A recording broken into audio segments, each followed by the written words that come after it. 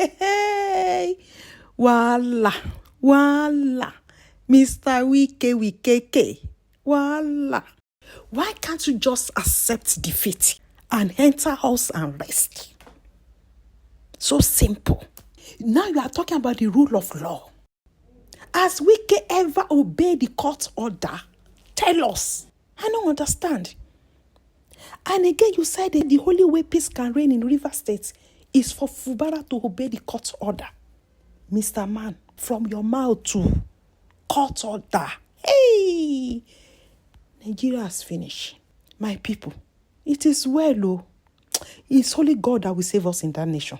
So my people, I would like you to watch this video and see how Rufai of Arise News and his people had said on the interview our Wike granted on Channel TV. And let me know what you think in the comment section. Till I come your way next time. Bye for now. All right, River State still definitely on the front burner this morning, Rufai. And later on, we're going to be talking about the legal aspect of things, which the FCT minister referred to, that it's because the governor didn't obey a court ruling. That's why what happened over the weekend on Monday happened. But your take on this story, Rufai? A couple of things. I saw the interview there. The FCT minister evaded most of the questions and said some things that were away from the margins of veracity. Number one, he talked about the fact that the reason why the fight started was because Fubara was trying to remove the National Assembly person. No, there was pretty much coexistence in the National Assembly until they started pivoting to him because of the initial fight he had with them, and things went awry. Secondly, he also talked about the fact that he needs nothing from Fubara. But the question is, why is he putting a hand in River State? He was talking about the court case filed by the APC. He's in the PDP. What's his concern with the APC's case? And why is it that all of a sudden this man has become empowered? The APC person has become empowered. Why all of a sudden? Another question I would have loved to ask him yesterday is, he talked about the fact that he went through a lot of disruptions in his own tenure and everything. Is that good enough to now meet at that level of destruction? He said the violence was because of the fact that he didn't follow the court order, but he also forgets that there was another subsisting court order by the River State High Court. He praised the judiciary, but he also condemned the state government for going to get court orders for River State High Court. So if you can do it successfully, how about you getting checked by the River State High Court and you're saying, oh, they have a lot of expertise there? Then he went further to say, oh, Fubara he knows the people that did the arson, he should prosecute them immediately. No, he has to go through a judicial panel of inquiry to be able to get to remote causes, because if he goes ahead and he becomes high-handed, he will be seen as a dictator. So I think the man largely just evaded most of the questions, because I would have loved to put most of those questions to him and press him on those questions. What we just call for is let peace reign. And he also said it's not because of resources fighting Fubara that he has his own budget. Please, Mr. Wike, that money is for the FCT, it's not for you. Why do you call it your own budget? You might just oversee it as the FCT minister. And when you're not there tomorrow, another person will oversee the budget. Please, let peace reign. Okay, what are the issues in River State yesterday? They are as follows. The first is that Governor Fubara tried to assert control. Two things he did yesterday. He swore in 4 new commissioners. And after that, he also set up a 7-man panel of inquiry. The 4 commissioners, he was telling them about their responsibility, how to help to move River State forward. The 7-man panel of inquiry, he was telling them to investigate the issue of arson that occurred on October 7 in River State.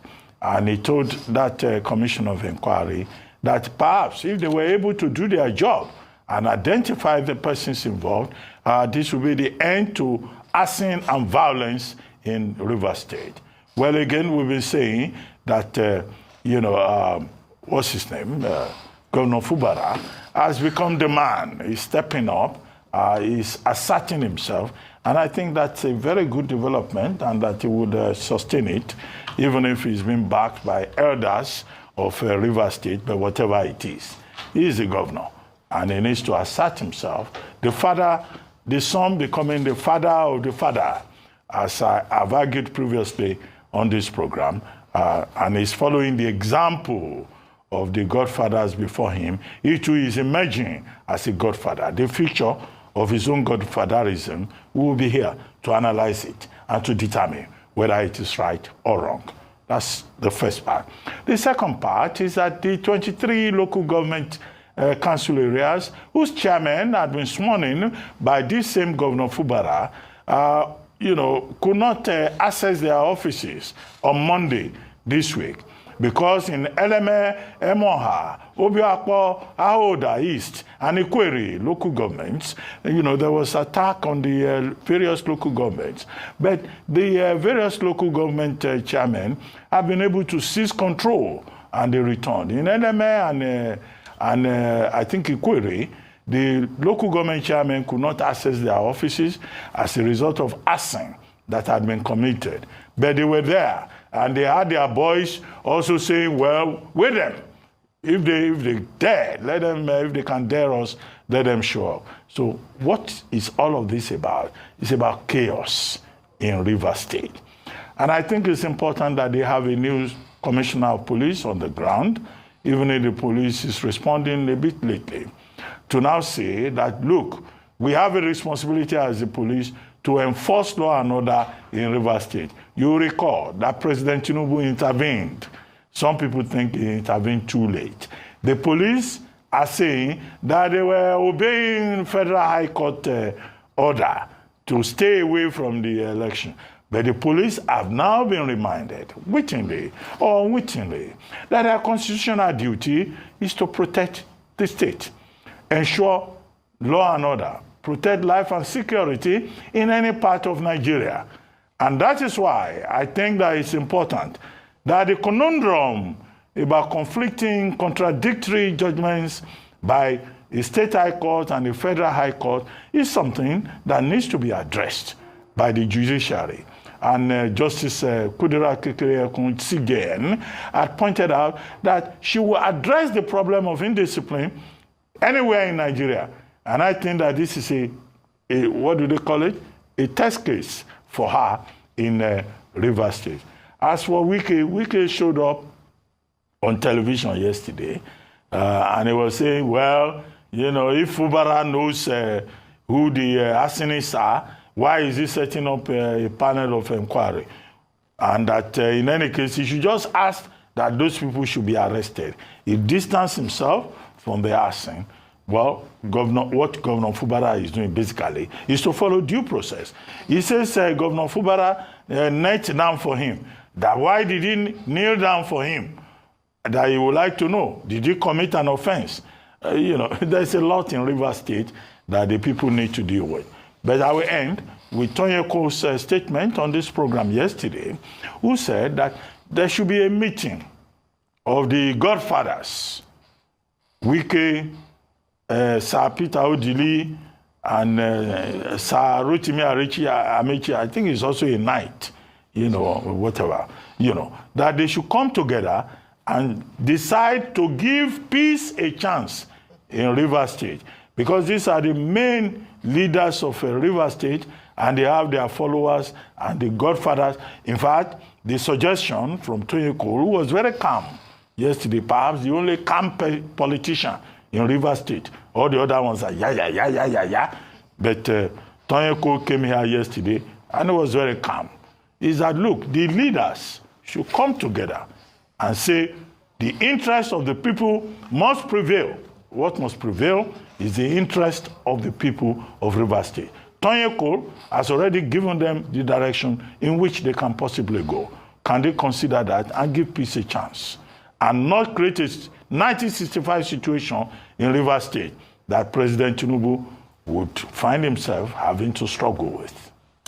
Well, he had actually said that meeting, the round table of Rivers elders, should be convened by the president and that he should bring them all to the table. I don't know to what extent or how that would be possible, but that perhaps might be the beginning of the path to peace in the state.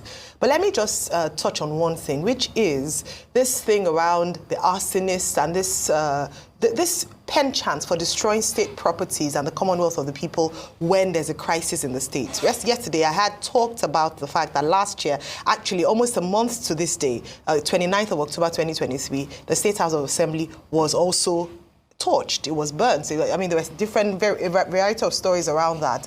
And when the governor now says that he wants to unveil or unravel and investigate the people behind it, then you'd go back to what's happening with those who were behind that particular incident. Yes, the Federal High Court in Abuja had arraigned 5 people to that, to answer for that. But usually what happens, and I hope that the people will listen to this, is that there are the low-hanging, the easy praise, who are then picked, and then they take on the responsibility or pay for the price of the things that whoever it is sponsoring them does. Till now, the case hasn't been settled, the matter is still in court. But it's just to say that when justice is prolonged for such a long time, especially for a crime like that, it's almost, it's delayed. It's almost justice denied. And so when the governor says that, yes, he's going to ensure that everybody who was responsible for that will be brought to the book, that would be a great deterrent. That would be a great way to kill impunity in the state, where any small thing, you burn you destroy properties, you waste the people's money,